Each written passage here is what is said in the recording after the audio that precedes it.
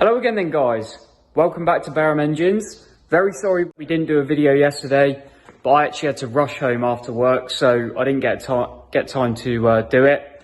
So I've got a little bit of technical stuff to go on about today, and just a little bit of a progress update. So let's dive right in.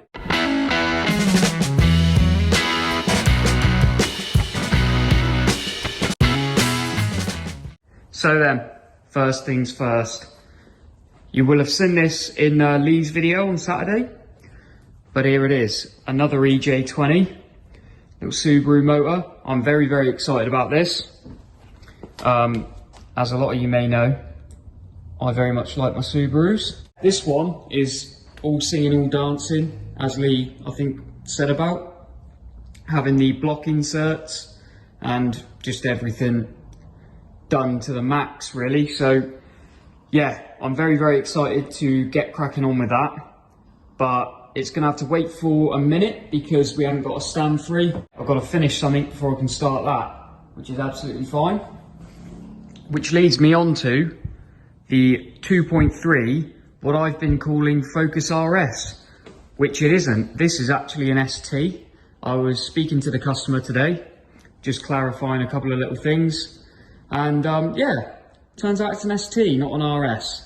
So do apologise for that. So you can see it's now on the stand, got it all painted up, all cleaned up. Yesterday I cracked right on and I honed this thing out to, well, the desired size. Leaves us with about 2 thou of running clearance, which is what is recommended on the box. We've got the Marla Motorsport Power Pack pistons, which are actually the same type of piston that I used in my Subaru. You can see I've got all the pistons and rods laid out here. We've got the Bridgeway rods, which are a very good rod and I believe very affordable. And basically, after speaking to the customer today, he just wanted me to go over and check the balance of these pistons and rods. I did say to him, usually the aftermarket sort of trick bits like this, the rods and the pistons, they're usually absolutely spot on, within sort of half a gram. So normally we don't have to do anything with them, but it doesn't hurt to check. So that's what I'm going to do. It's the end of the day at the minute, so I've just got myself all organised, and tomorrow I'm going to crack on and check the balance of those. Hopefully they should be good, shouldn't have to mess about with those too much. And also, I've set up the block to check the ring gaps.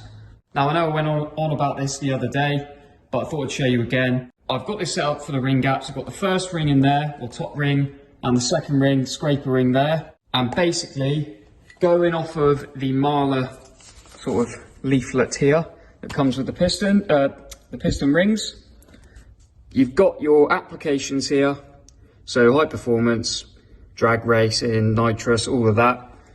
And then it tells you what you need for each application. So we are looking at turbo / supercharger. It's obviously a turbo engine, so we need to be looking at that one. And you can see there, Marla recommend 6 thou on the top ring, 6 thou on the second ring. That is per inch of bore. That's not 6 thou overall. Very easy to get confused, but yeah, it's so you can see it obviously says bore times 6 thou. So you can see just here, got my well, workings out. I've just written it down to show you. Obviously, the bore size is 3.464. So then we multiply that by 0.006, and that gets us 0.207. So we'll call that about 21 thou is what we want to aim for.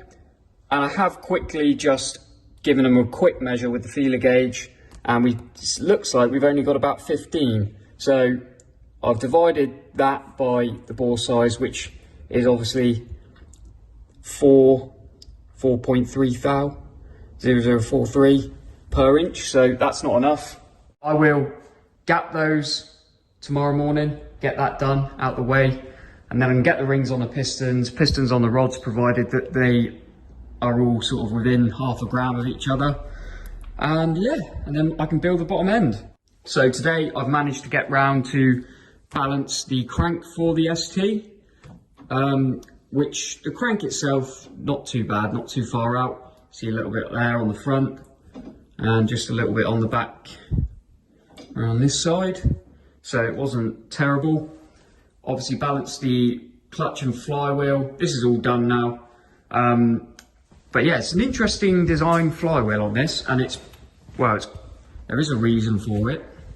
Got it in the wash, just giving it a little wash after it's been balanced. But basically, the customer is putting this in his kit car. It's obviously a bit of a adapter to make it mate to I think he said it was a BMW gearbox. So yeah, it's a sort of a two-piece design, but you don't really undo or take them apart. They stay together like that. But yeah, it's interesting for sure.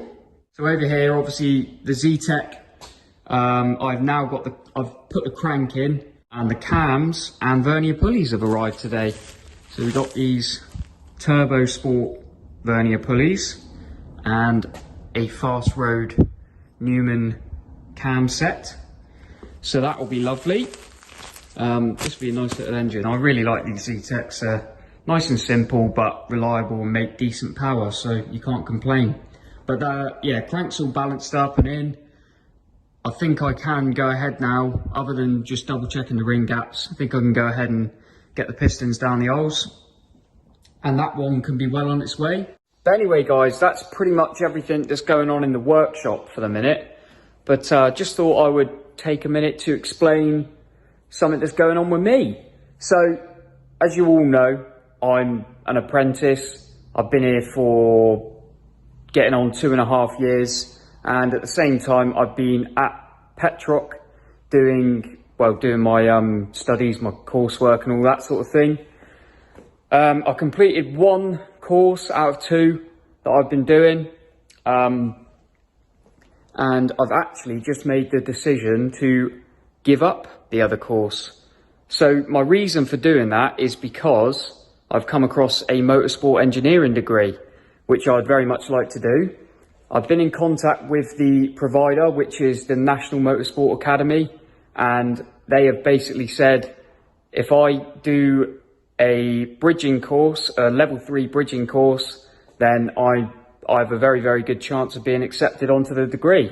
So it's an online degree, so obviously I'll still be here, still doing all my work, but yeah, I'll be able to, in my spare time, complete this degree. So that's basically my reason for leaving college. I wasn't getting on too well with the MVQ. I don't like the style of work. There's a lot of job reports and it's a lot of writing and a lot of health and safety. Not that health and safety doesn't matter, but it becomes, at a point, it becomes a little bit uninteresting, because obviously, really, I want to be learning about engineering, the technical side of it, and all of that sort of thing, but it does get a bit tedious, and yeah, I've sort of had enough of it.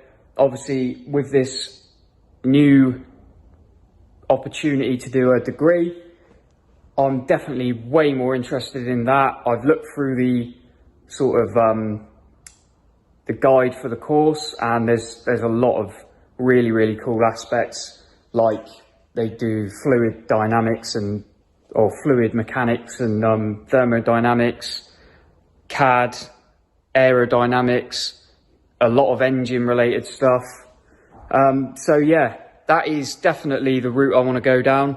And I've actually started an online level 3 bridging course, which yeah, I'm getting on with.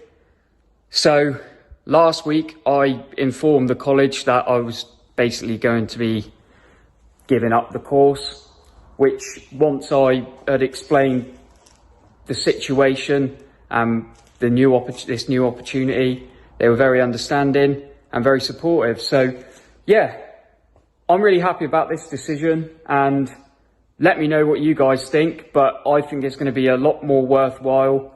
Obviously it's a higher level. While it would have been really, really good to get my MVQ, I did get a technical certificate in level 2 engineering. But yeah, whilst it would have been nice to get my MVQ, I just don't see myself completing it. and you know, if I can do this instead, then that makes a lot more sense to me. So it's what I'm going to do. This bridging course that I'm doing though, I've already started that, already been getting on with it. And basically what that covers is engineering maths and also the fundamentals of mechanical engineering. So yeah, it's only 2 modules, but there's quite a lot of work to be done. Should be able to complete that within a couple of months, and then I can start thinking about applying for this degree.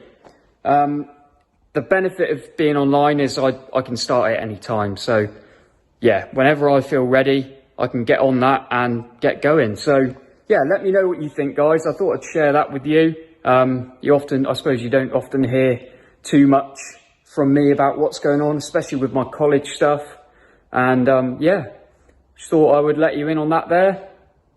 And yeah, it'd be really, really good to hear what you think about that. And I think that's where I'm going to end the video. So thank you ever so much for watching. Don't forget to like and subscribe, and I'll see you in the next one, guys. Cheers.